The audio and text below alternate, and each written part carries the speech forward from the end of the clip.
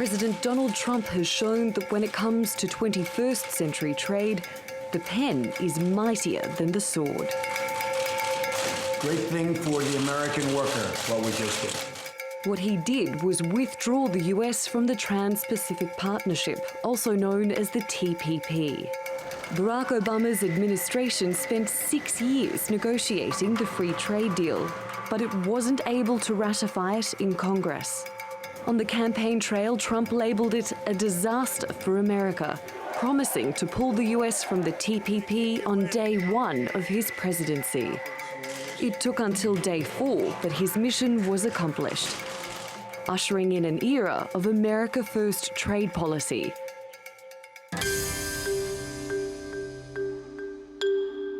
The TPP was going to be the biggest free trade deal in history, creating a new single market involving 12 countries from around the Pacific Rim, which account for 40% of the world's economy. Eliminating trade barriers by cutting 18,000 tariffs and setting industry standards in areas like pharmaceuticals and farming. It was meant to make it easier for companies to raise funds across borders, help skilled people find jobs overseas, and exporters compete in foreign markets. And the US, as the biggest economy in the TPP, was underpinning the deal. But there have been consistent pushbacks and protests against it, with critics arguing it would empower big business and erode sovereignty, because the agreement allows foreign corporations to challenge federal, state and local laws in each member country. It was also specifically designed to exclude China.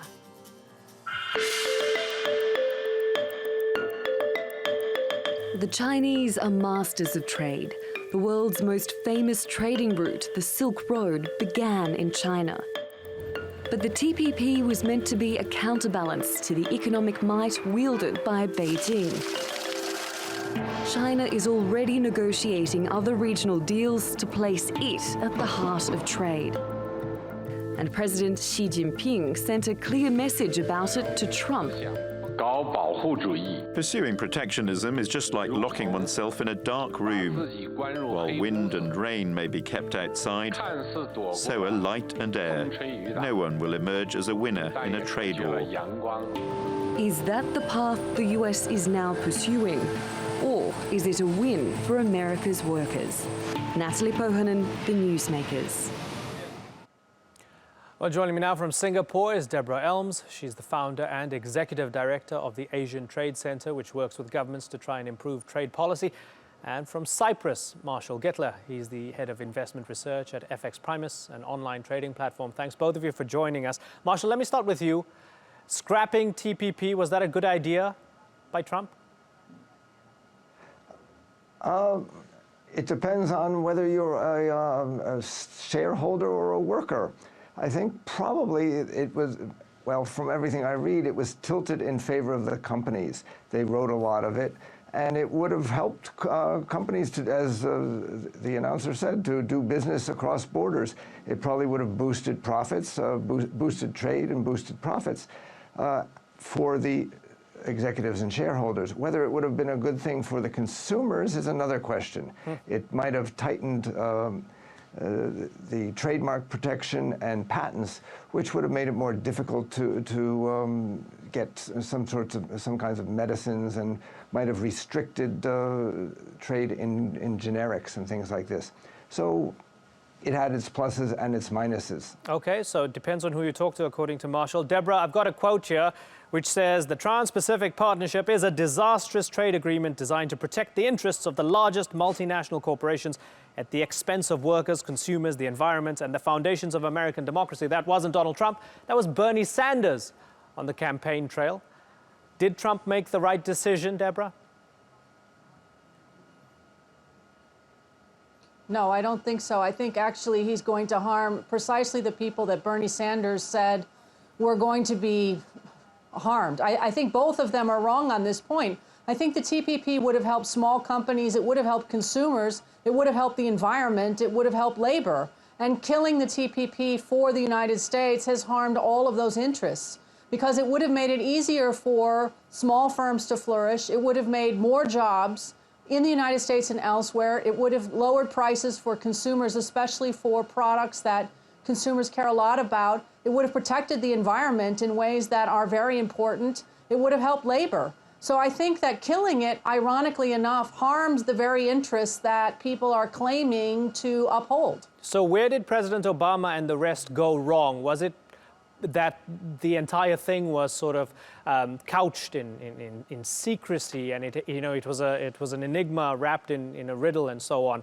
Was that the big problem? Is that where they messed up? I think they waited too long to, they spent too long behind closed doors. They really could have, they were worried that they were going to lose the narrative. And so instead of coming out and saying, I'm not going to tell you the actual textual details of this, which I think was right, they instead said nothing at all. And saying nothing at all gave years for the opposition to build, to spread the narrative that this, in fact, was going to kill people, kill the environment, destroy labor, destroy workers, etc. And once that narrative got set, got entrenched, it was very difficult for people to say, no, actually, you're wrong when you see the agreement. And then when the agreement came out, it was too late, it was too little, it was too late. And people didn't actually read the text. And in fact, they still haven't read the text to see that that narrative was false, is false, and remains false. Marshall, in response, and in place of the TPP, Trump promises to create American jobs, to replace it with fair bilateral trade deals. Do you believe him?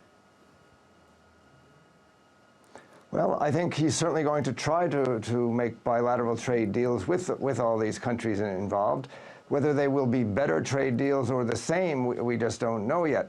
I think one of the problems that they had was this dispute settlement mechanism, IDIS, International Dispute Settlement, that would resolve, they allowed companies to resolve disputes by arbitration against governments. And this really raised a lot of suspicions that maybe the people running the arbitration panels would come from companies and would always decide in favor of companies, and that made people very suspicious. I'm not sure that any new trade agreements that they make bilaterally might just have the same settlement dispute mechanism and really be no different. Deborah, was that a weak point in TPP, the fact that you had corporations with the ability to sue governments in those secret tribunals? We've had more than 3,000 bilateral investment treaties globally.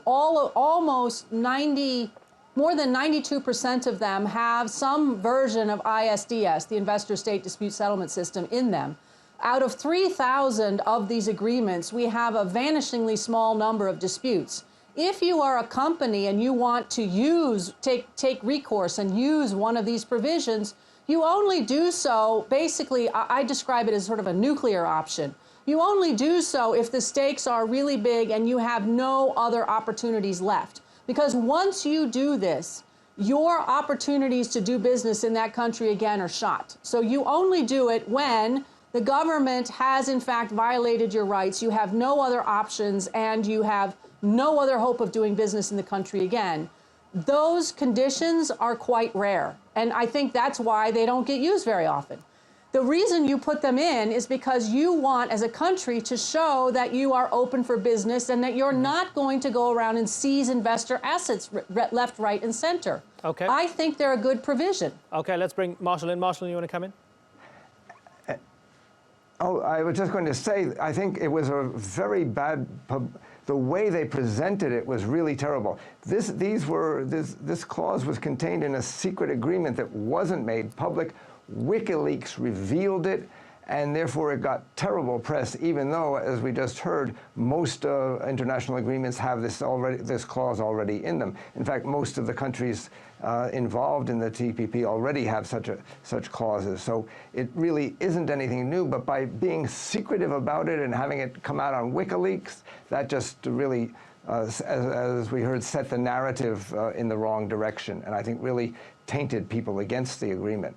Marshall, all the analysis coming out, I'm no economist, I've been trying to read as much as I can about this. A lot of the analysis has said that the Chinese are the ones that gain the most by the United States pulling out. Tell me how China gains. Well, as we heard from Mr. Xi at Davos, that they're appearing to be the free traders of the world, and America is appearing to be more isolationist. Of course,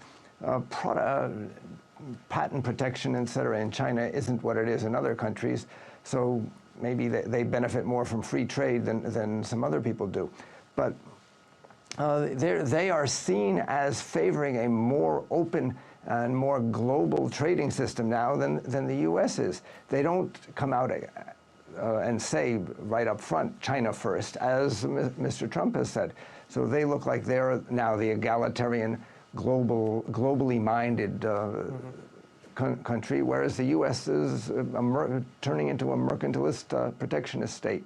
It's really a big reversal. Yeah, it's fascinating. Of their global position. So, Deborah, if the Chinese are strengthened, the United States pulled out, is that why the Japanese are freaking out?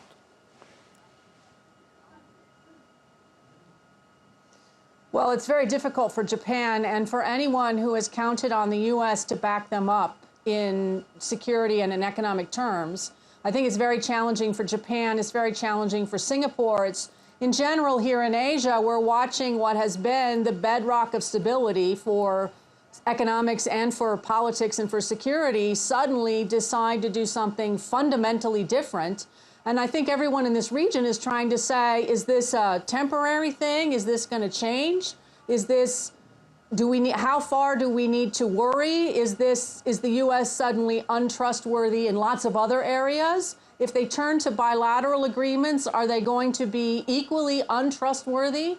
And I think this is where credibility is really taking a hit for the United States. How much can you trust the United States to deliver? Is it just on trade? Is it broader? Is it deeper? And I think that is something that we are all waiting to see how the Trump administration unfolds. Early signs already in week one are deeply alarming, particularly for those of us here in Asia, but I would argue much more broadly than that. Mm-hmm. Marshall, you used the words mercantilist and protectionist. Does that mean, possibly, that NAFTA is going to be next to be torn up? Oh, that's a foregone conclusion. If not torn up, at least renegotiated. I mean, that was President Trump's view from a long time ago. In fact, I would expect that by the end of the week, that he reopens negotiations with Mexico and Canada on NAFTA. Yeah, he's been moving fast. Okay, it's been a pleasure, Marshall Gettler and Deborah Elms. It's been a pleasure having you on the program. Thanks so much for joining us.